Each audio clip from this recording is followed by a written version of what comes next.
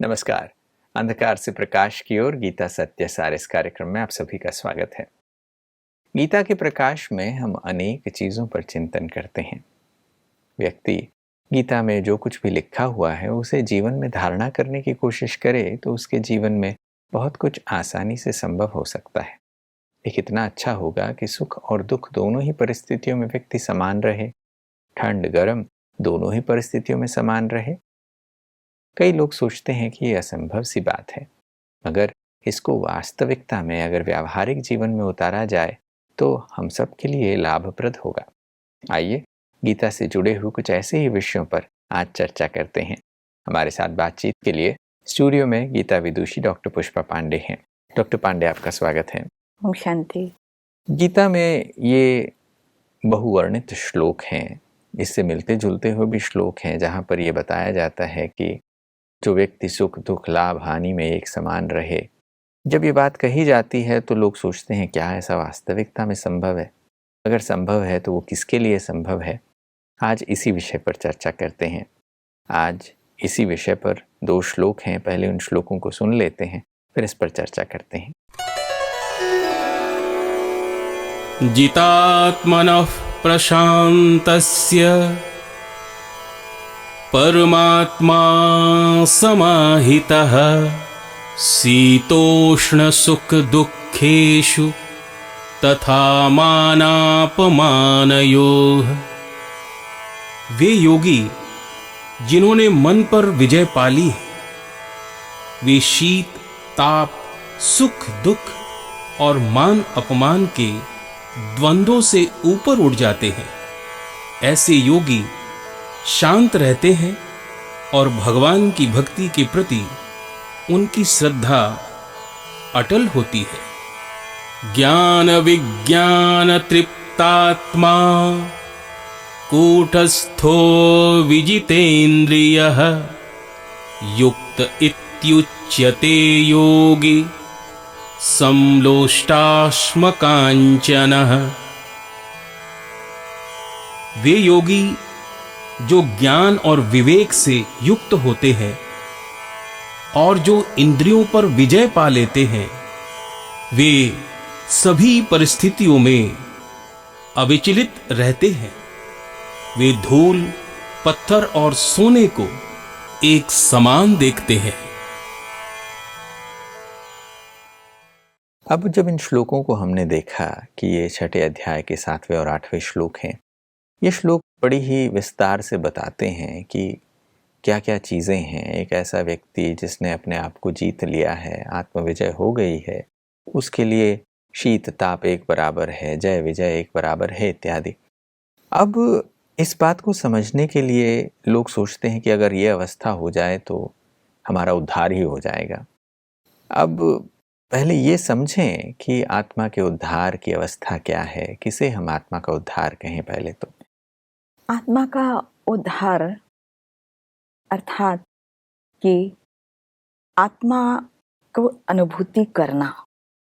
जब कोई भी व्यक्ति अपने आप को शरीर समझता है, मतलब कि वो संसार के प्रभाव में है और संसार के प्रभाव प्रकृति के जितने ही प्रभाव में रहेगा उतना ही उसको सर्दी गर्मी भी लगेगी, सुख दुख की अनुभूति भी होगी, मान अपमान की भी अनुभूति होगी।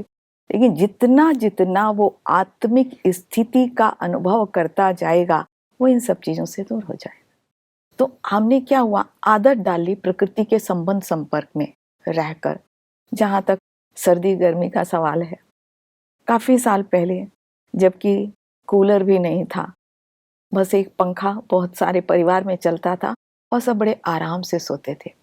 लेकिन आज इतने वर्षों में देखते देखते हर रूम में एसी आ गया है और अब लोगों को एसी के बिना नींद नहीं आती। इसका मतलब हमने और प्रकृति के संपर्क में आकर हम उसके ही गुलाम बन गए। अगर मान लीजिए लाइट नहीं है तो कितने बेचैन हो जाते। इवन स्पिरिचुअलिटी के क्षेत्र में भी कहा जाता, मेडिटेशन लोग जब करने बैठते हैं किसी भी प्रकार का, आइडियल वातावरण होना चाहिए, वहाँ एसी अच्छा होना चाहिए, हाँ बिल्कुल तभी आप योग लगा सकते हैं। तो ये तो कुछ नहीं हुआ, ये कोई मेडिटेशन या साधना की बात थोड़ी है। साधना मतलब कि आपको इन चीजों का प्रभाव ना पड़े। तो भगवत गीता तो यही सिखाती है ना कि आपको सर्दी गर्मी उसमें भी ना, तो अब सभी को तो आदत पड़ गई है, लेकिन अब उसको डिटैच होना सीखना, तो यही वास्तव में आत्म उन्नति का जो है हमें साधन है, प्रयोग करना चाहिए। और ये धीरे धीरे हमको प्रैक्टिस करनी चाहिए, जिससे कि मान लीजिए है भी हमारे यहाँ, अब ऐसा तो नहीं है कि अब है ही नहीं हमारे पास, एसी भी नहीं है और हम कहें हम तो रह सकते हैं, तो ये तो कोई बात नहीं है, तो कोई त्याग की बात नहीं है। त्याग तो तभी होता है ना कि आपके पास एसी है, सारे साधन हैं, लेकिन उसके बाद आपने अपने आप को ऐसा ट्रेन किया हुआ है कि अगर ना रहे एसी तो भी हम रह सकते हैं। फिर सुख दुख का जो सवाल होता है कि किसी ने हमको अच्छा बोला, मतलब रिमोट कंट्रोल हमारा बाहर, तो आत्मा गुलाम। किसी ने कहा कि बहुत अच्छे हो आप, हाँ आप जैसा तो अच्छा कोई नहीं है, बहुत तारीफ कर दी, तो हम बड़े खुश हो गए। तो क्या हुआ, ये आत्मा गुलाम है ना।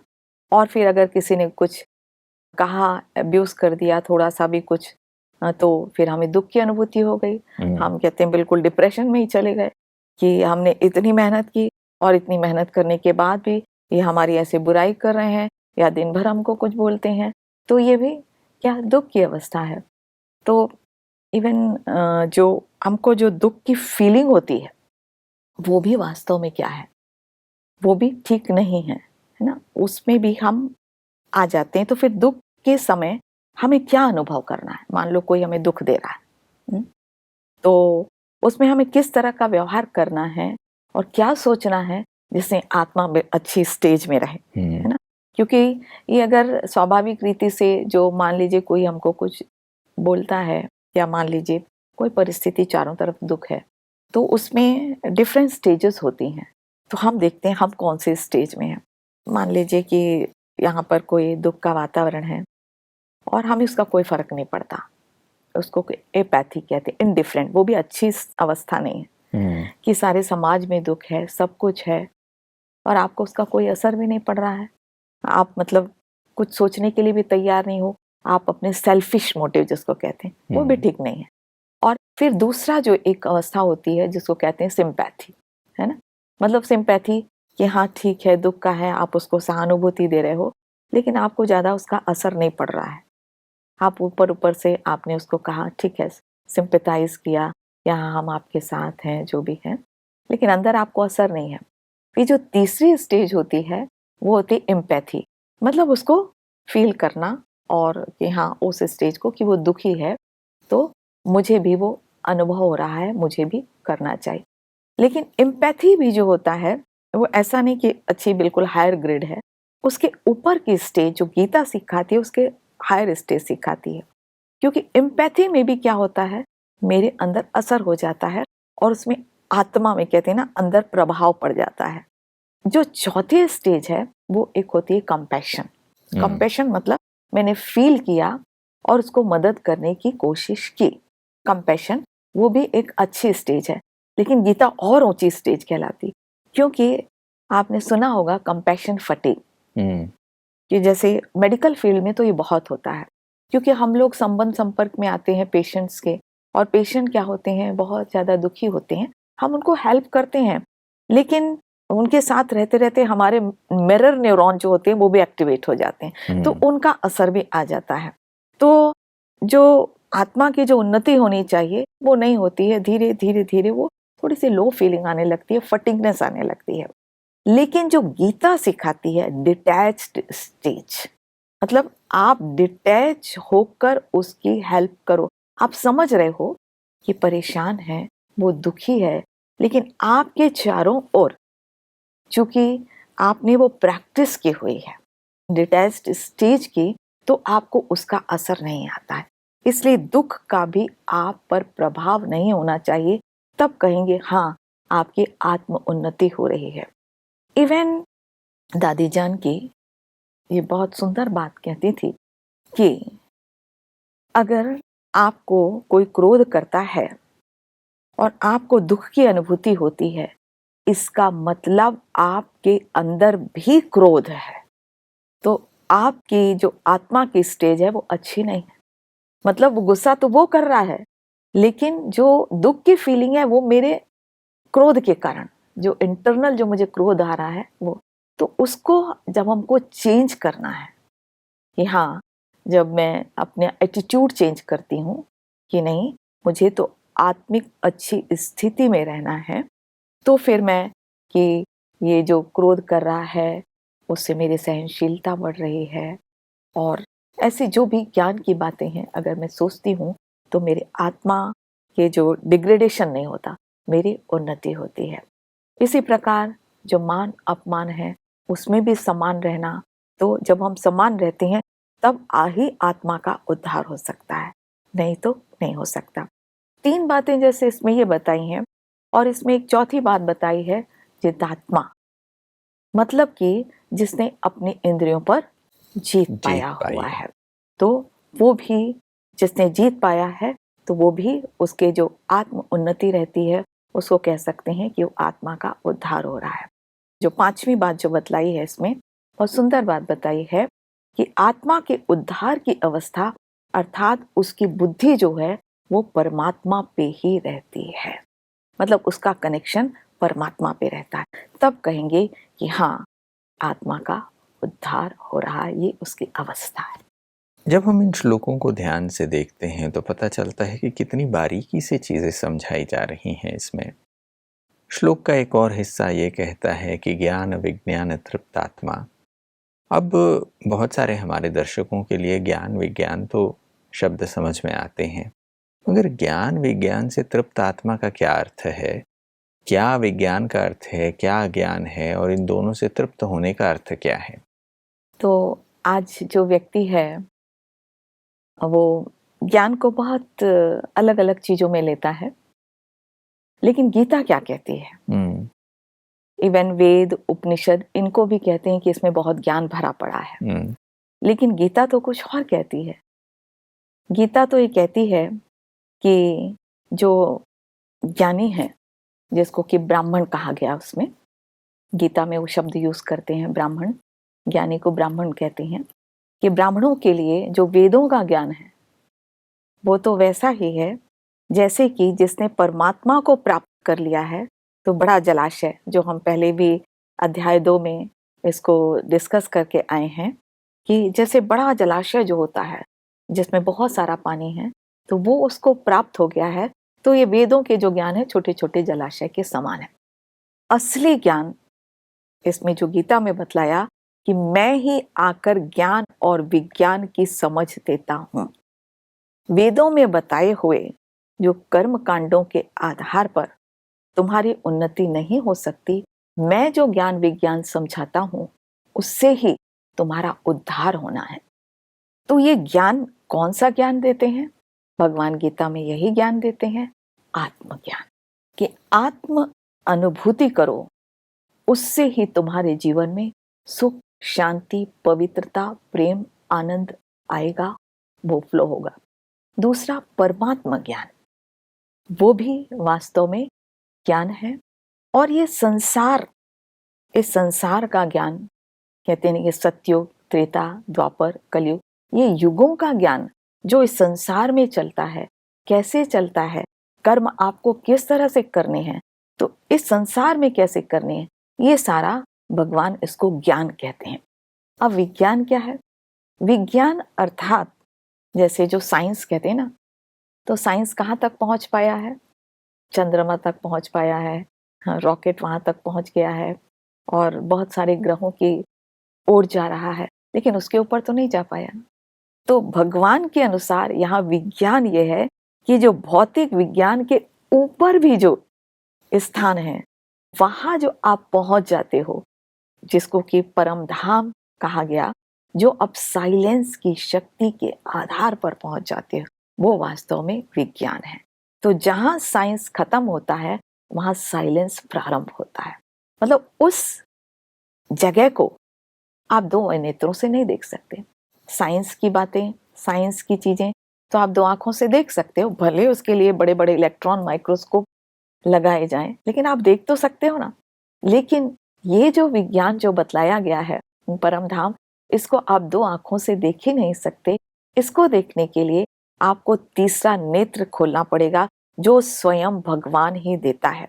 तो जिसको आत्मज्ञान हो गया, परमात्म ज्ञान हो गया, कर्म कैसे करने हैं उसका ज्ञान हो गया, ये संसार का ज्ञान हो गया, युगों का ज्ञान हो गया, कौन सा समय क्या चल रहा है, और विज्ञान अर्थात वो अनुभूति हो गई कि परम धाम में साइलेंस स्टेज में कितनी अतीन्द्रिय सुख की अनुभूति होती है। वहां परमात्मा का जो स्थान है उससे कनेक्शन होता है, तो आत्मा ऑटोमेटिक तृप्त हो जाती है, फिर वो भटकती नहीं है। साइंस वाले खोज करते रहते हैं। आज साइंस कुछ है, कल को चेंज कर देगा, ऑटोमेटिक जो है सिद्धांत बदल जाते हैं। कितने सिद्धांत जो पहले थे आज उसको खुद ही साइंस ने काट दिया है। लेकिन यह जो ज्ञान और विज्ञान है, इसको साइंस नहीं काट सकता है, और इसमें अतृप्ति नहीं है, इसमें तृप्त है। आत्मा संतुष्ट रहती है, उसको जीवन का पर्पस मिल जाता है। अब मुझे इससे ज्यादा और क्या चाहिए, यही तो मेरी प्यास थी। तो यही ज्ञान और विज्ञान से आत्मा तृप्त, संतुष्टि, आनंद का अनुभव करती है। ये बात स्पष्ट होती है कि आज ज्ञान विज्ञान जिन चीज़ों को हम समझते हैं, गीता उस ज्ञान विज्ञान की बात नहीं करती। आज कई लोग योगिक साइंसेस कहते हैं, योग को एक विज्ञान के रूप में साइंस ऑफ योगा कहते हैं, मगर ये एक ऐसा अनूठा योग है, एक अनूठा साइंस है, एक ऐसा विज्ञान है जो हमारे विज्ञान के प्रॉपर डेफिनेशन में जो हम चीज़ें खोजने की प्रयास कर रहे हैं उससे हट कर है। और इससे भी वही प्रैक्टिकल चीज़ें जो विज्ञान में जो हम सीखते हैं उसके प्रैक्टिकल इम्प्लीकेशंस हैं, ऐसे ही इस योग के भी प्रैक्टिकल इम्प्लीकेशंस और एप्लीकेशन से ये बात समझ में आती है कि व्यक्ति तृप्ति का महसूसता करता है, उसे तृप्ति की प्राप्ति होती है। ये भी बात कही जा रही है कि ऐसे व्यक्तियों की भगवान में दृढ़ भक्ति निश्चित होती है, वो किसी प्रकार के संशय में नहीं आते इत्यादि। अब ये प्रश्न उठता है कि जिन व्यक्तियों को ये परमात्मा प्राप्ति हुई है उनके लक्षण क्या होंगे? तो उनके लक्षण इसी श्लोक में ही दिए हुए हैं।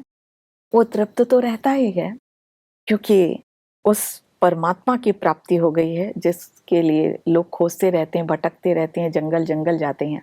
लेकिन जिसके जीवन में परमात्मा शक्तियां आ रही हैं तो उसका तो जीवन ही अनोखा होगा ना।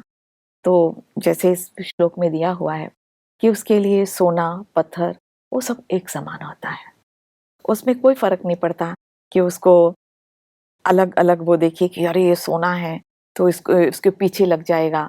तो ये प्रैक्टिकल उसके जीवन में उसको कोई अंतर ज़्यादा महसूस नहीं होता है।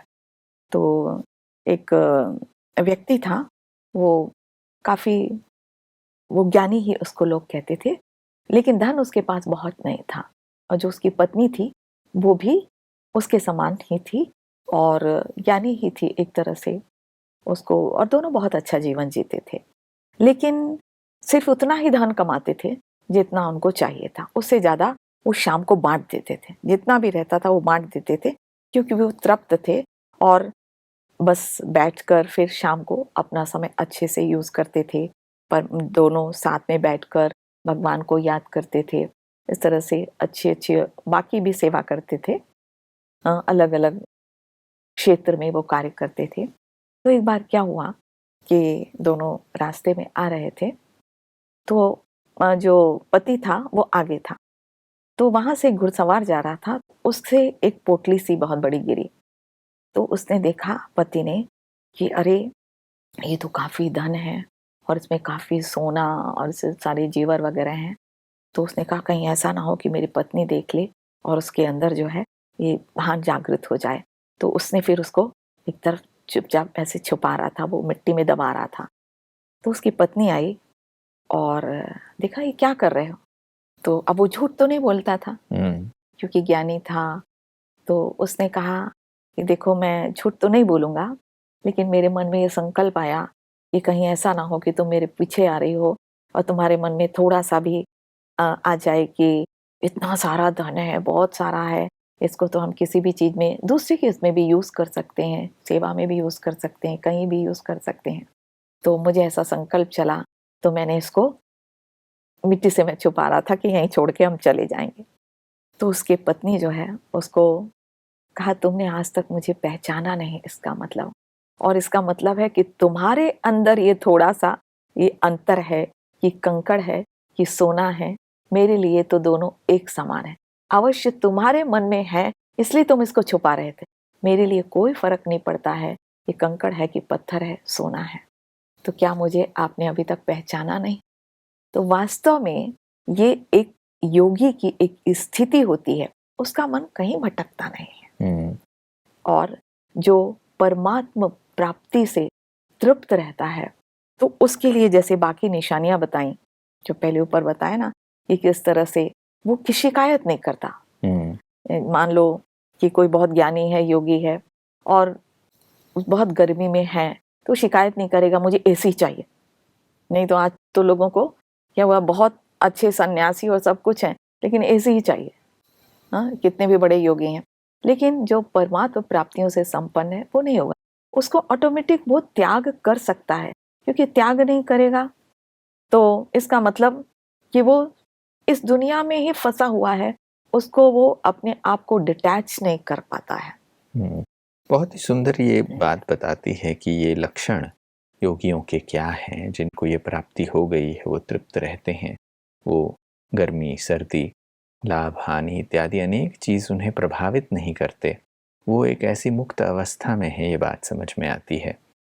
आज समय को देखते हैं और रुकते हैं, मगर आज आपने इन दोनों श्लोकों पर जो विवेचना दी उसके लिए आपका बहुत बहुत धन्यवाद। नमस्कार। ओम शांति। दोस्तों, आज की चर्चा में जो चीज़ें हमने सुनी है वो व्यावहारिक जीवन के लिए है। गीता किसी ऐसे व्यक्ति के लिए नहीं है कि जिसने सब कुछ त्याग दिया है। हम आज अपने जीवन में रहते हुए क्या ऐसी मनोस्थिति को पा सकते हैं, इसे पाने के लिए मार्गदर्शन भी गीता स्वयं देती है। आज की चर्चा में जो चीज़ आपने सुनी उसके आधार पर आप सभी के लिए एक प्रश्न है जो स्क्रीन पर दिखाया जा रहा है।